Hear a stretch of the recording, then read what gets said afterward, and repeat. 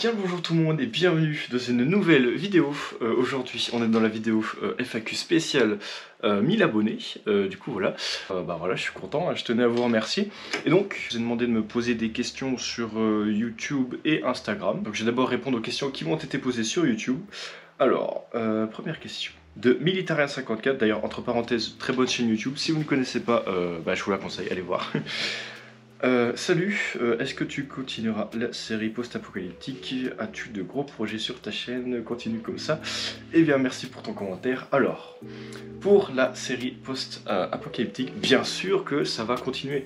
J'ai prévu de faire une série et pas juste un seul épisode. Donc oui, le seul truc, c'est qu'en fait, vu que le premier épisode était, on va dire, assez light, là, pour le deuxième épisode, il faudra qu'on fasse quelque chose de plus construit, en fait. Voilà, il faudra qu'on fasse un scénario un peu plus solide qui puisse s'étaler sur plusieurs épisodes. Du coup, avec ça, il faudra des nouveaux décors, il faudra des nouveaux personnages, du coup des nouveaux acteurs. Donc voilà, ça s'avère un peu plus difficile que prévu. Bon, j'ai déjà eu des idées pour le scénario, mais c'est encore rien de concret. Et si je n'ai pas le scénario, je ne peux pas savoir dans quel lieu est-ce que je vais tourner la suite, avec quel personnage. Il faut qu'on soit tous libres aussi à ce moment-là. Et puis on peut pas aussi faire ça n'importe quand, parce que par exemple, voilà, si on veut tourner en été, avoir un masque à gaz sur la tête par 30 degrés, non, c'est juste pas possible. Pour la deuxième partie de la question, as-tu des gros projets sur ta chaîne? Ça je vais en parler plus tard parce qu'il y a d'autres questions qui répondent à ça aussi du coup. Voilà. Alors, deuxième question de Théo Kraul. Vas-tu continuer les urbex? Bien sûr que je vais continuer les urbex. D'ailleurs, la dernière vidéo que j'ai publiée, c'est un urbex. Bon, normalement ça aurait dû être cette vidéo là, mais j'ai pas eu le temps de la tourner, du coup voilà, j'ai mis l'urbex à la place. Donc bien sûr que oui, il y aura des urbex. La Belgique, mais il y a tellement de lieux abandonnés. J'ai une carte, j'ai encore des centaines de lieux à découvrir. Hein.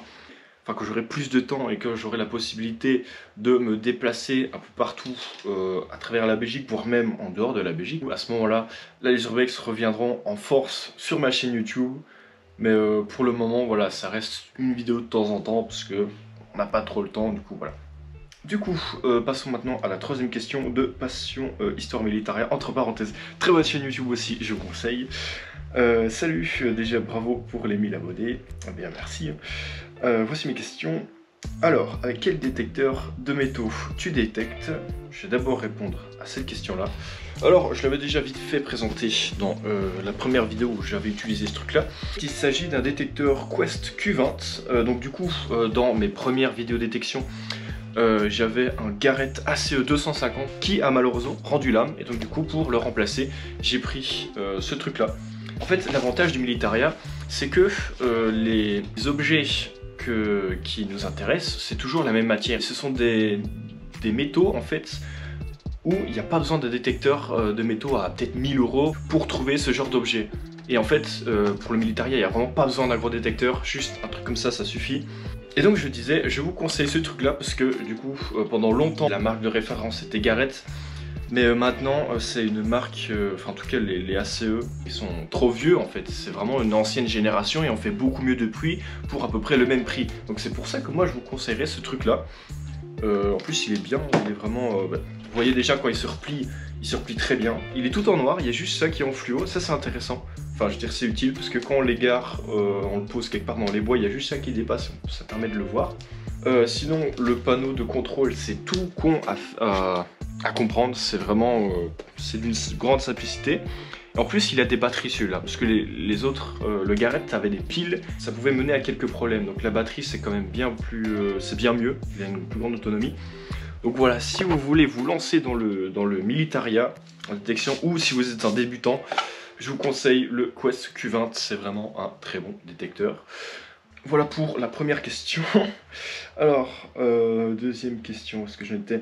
Depuis quand tu détectes et combien d'objets deuxième guerre as-tu trouvé? Je pense que ça doit faire au moins 5 ans. Alors, j'ai pas vraiment la date en tête, mais ça doit faire ouais, bien 5 ans que je détecte. Et donc, combien d'objets j'ai trouvé? J'en ai trouvé vraiment pas mal en fait. Je pense que je vous les montrerai dans une vidéo spéciale où je ferai vraiment le tour de toute ma collection Militaria.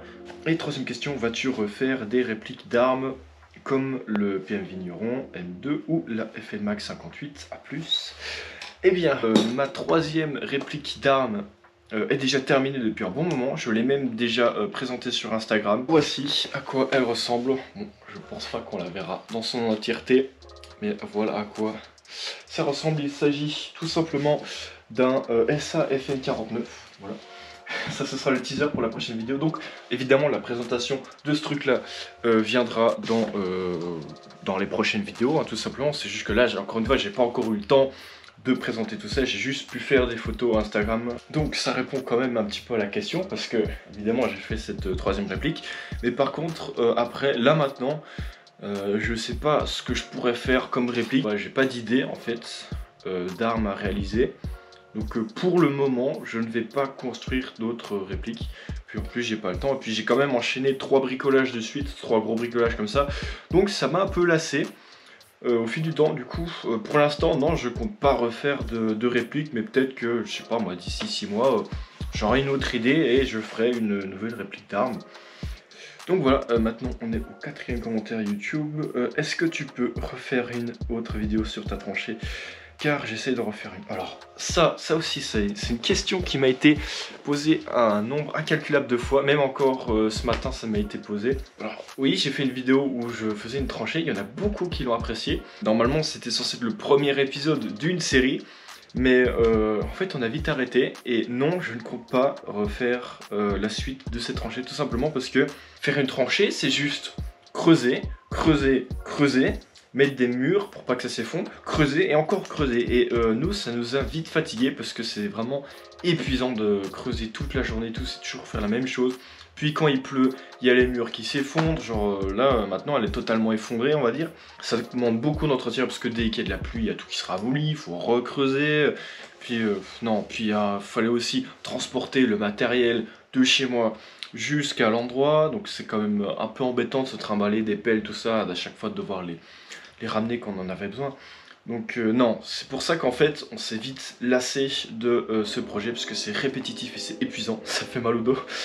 Alors voilà, on a fait le tour des questions YouTube. Maintenant je vais commencer avec les questions Instagram qui sont un peu plus nombreuses. On va d'abord commencer avec les questions sérieuses. J'ai des questions un peu moins sérieuses mais vous verrez plus tard. Alors, première question de Noah François. Tu viens d'où en Belgique? Bon, j'habite en Wallonie, en pleine campagne, et je pense que c'est déjà bien, j'en ai déjà dit assez. Alors, autre question de Antoine.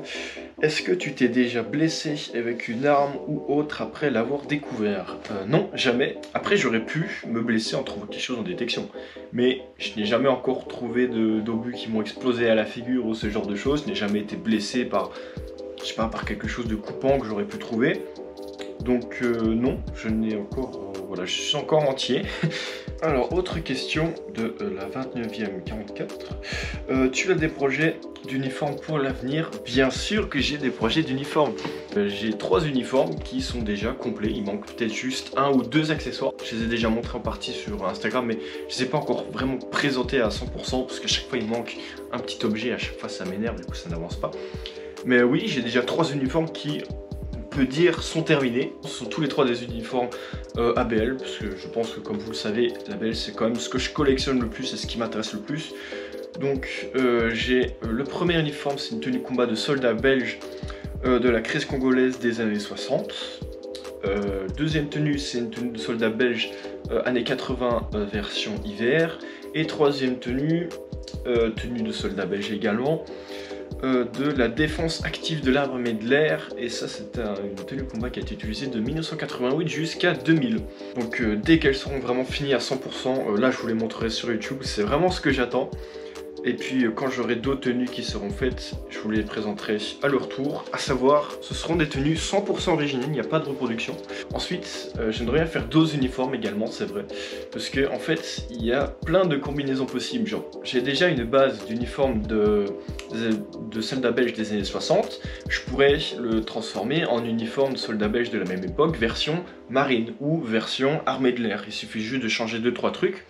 Du coup, ouais, j'aimerais bien faire plusieurs uniformes de plusieurs composantes de l'armée belge. J'aimerais bien faire aussi une tenue de soldats de la RDA. J'ai vu à quoi ressemblaient les tenues de combat l'autre jour et je me suis rendu compte que c'était plutôt stylé et que c'était pas trop difficile à faire. Alors, autre question, penses-tu diversifier ton contenu ou rester dans ton format actuel? Bien sûr que je compte diversifier mon contenu, on va dire, ce serait un petit peu les projets, les gros projets de ma chaîne qu'on pourrait dire, bon c'est pas des projets incroyables non plus, hein, mais non seulement évidemment de la continuité de ce que je fais déjà, c'est-à-dire les présentations militaires et tout ça, évidemment que, je viens de vous le dire, je vais présenter les uniformes, sinon j'aimerais bien faire un nouveau style de vidéo, qui serait vraiment pas mal, j'ai déjà l'idée depuis pas mal de temps. Alors en fait, il faut savoir que je me suis doté d'un petit vélomoteur vintage. Il s'agit d'un Solex, je sais pas s'il y en a qui voient ce que c'est.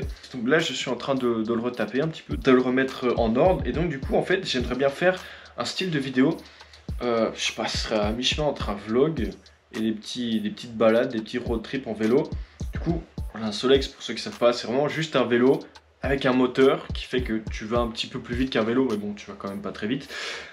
Et en fait, vraiment, là ici, j'habite en plein milieu de la campagne, mais il y a des paysages que je trouve, ils méritent d'être montrés. Il y a des sentiers à vélo, où tout autour, il y a des petits bâtiments abandonnés, des châteaux, des paysages, enfin, plein d'autres choses comme ça que je voudrais vous montrer sur YouTube. Donc je ferai ça pendant les grandes vacances, quand il fera beau, quand j'aurai le temps. Donc oui, ça c'est le projet que j'aimerais bien faire sur ma chaîne pour l'année. Alors on enchaîne, autre question. Comment te vient l'idée de la réalisation de tes répliques d'armes? En fait, pour plein de raisons. Parce que non seulement les répliques c'est cher, les répliques d'armes n'existent pas pour toutes les armes. Généralement c'est les armes modernes qu'on voit dans les jeux vidéo ou des armes seconde guerre qu'on trouve en réplique. Les armes qui sont pas connues, comme par exemple voilà, ici j'ai le vigneron qui est juste là, c'est pas connu du tout, même moi, je ne connaissais pas cette arme il y a quelques mois. Donc évidemment que les répliques de ce truc là n'existent tout simplement pas. Vu que je voulais déjà faire mes uniformes, il me fallait des armes qui allaient avec. Donc vu que je pouvais pas les acheter parce que ça n'existe pas ou parce que c'était trop cher, puis ensuite j'avais plus bricolé depuis longtemps et j'aimais bien faire ça, du coup je me suis dit pourquoi pas faire des répliques. En plus au moins j'ai le mérite d'avoir fait ces trucs là moi-même. Je veux dire, j'aurais pas dépoursé, je sais pas, des milliers d'euros pour que ce soit un Chinois qui fait mon truc à l'autre bout du monde. Je veux dire, voilà, en plus ça coûte pas cher, j'ai fait ça avec des tubes de PVC, ça va coûter rien quoi. Donc voilà, et j'ai pu vous en faire des vidéos qui sont un petit peu plus originales. Parce que bon, des gars qui fabriquent des fausses armes, j'en ai quand même rarement vu sur YouTube. Donc tous ces facteurs-là qui ont fait en sorte que j'ai fini par faire mes propres répliques. Et donc, deuxième question de la même personne. Comment as-tu réalisé le verrou de ton fusil? Le fusil, il doit parler du SA FN49 qui est juste là.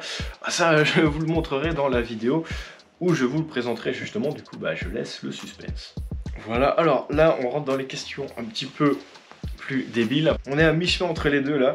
Alors c'est une question de mon frère et la gendarmerie. Ça dit quoi? Criminel.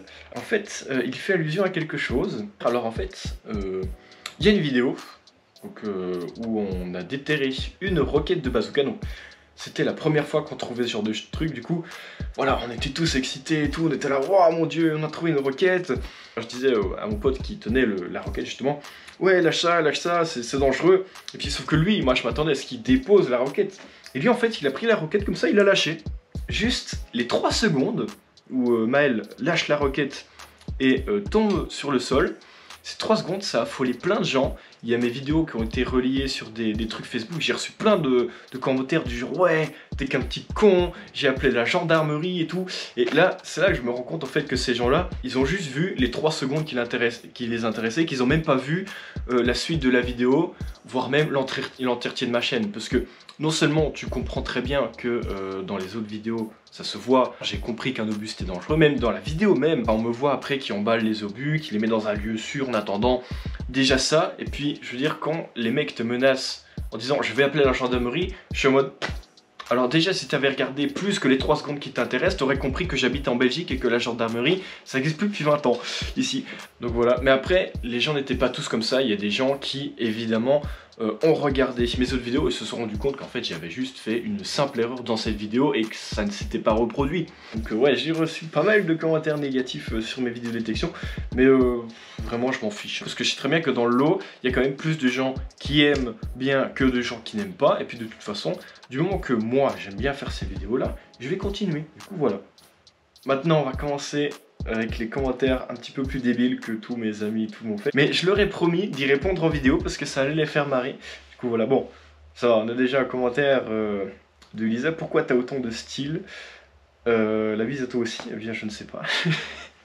Je me sens flatté parce que bah voilà, il y a plein de gens qui apprécient vraiment mes tenues militaires, donc ça c'est vraiment cool, ça fait plaisir. Pourquoi j'ai autant de style en les mettant, je ne sais pas, peut-être que je suis fait pour ça, que j'ai trouvé ma vraie passion. Enfin en tout cas voilà, c'est ce que je pourrais répondre. Alors... Oh Dieu, je tousse du sang des fois, est-ce que c'est normal? Est-ce que j'ai une tête de médecin? Genre vraiment, est-ce que j'ai une tête de médecin? Bon, dans le doute, c'est quoi? Enfin, dans le doute, arrête la cigarette, hein, mais si tu tousses du sang, c'est normal, moi je répondrais un grand... Oui. Ah, question de Noé roule en vélo. Déjà magnifique pseudo, hein, on le sait très bien. Que penses-tu des goûts musicaux de Jason Delforge? Alors, je pense que Jason Delforge a des goûts musicaux plus que déplorables et qu'il devrait devenir sourd pour le bien de la planète, voilà. Ah ouais. Alors, autre question. Pourquoi Jason a le plus horrible Bermuda jamais vu dans l'histoire de l'humanité? Eh bien je ne sais pas, c'est une question que je me pose toujours et je pense que si je vous montre le fameux Bermuda de Jason, vous comprendrez. Le voici. Voilà, maintenant on est tous partis pour se renlasser l'œil, on est d'accord. Et donc du coup, question finale de Jason Delforge en personne. Est-ce que tu as déjà léché les deux boules d'un mec? Il est évident que non. Donc voilà, ça vous a plu. N'hésitez pas à liker, commenter, vous abonner, à partager. Si vous voulez plus de contenu, parce que là ici j'en ai parlé, je fais beaucoup de contenu sur Instagram. Et généralement ces sujets-là sont traités plus tard en vidéo. Donc si vous allez sur mon Instagram, vous êtes informé plus tôt de certains projets. Du coup bien, c'est la réelle fin de cette vidéo. Que bonne journée et ou bonne soirée. Et je vous dis à la prochaine pour d'autres aventures.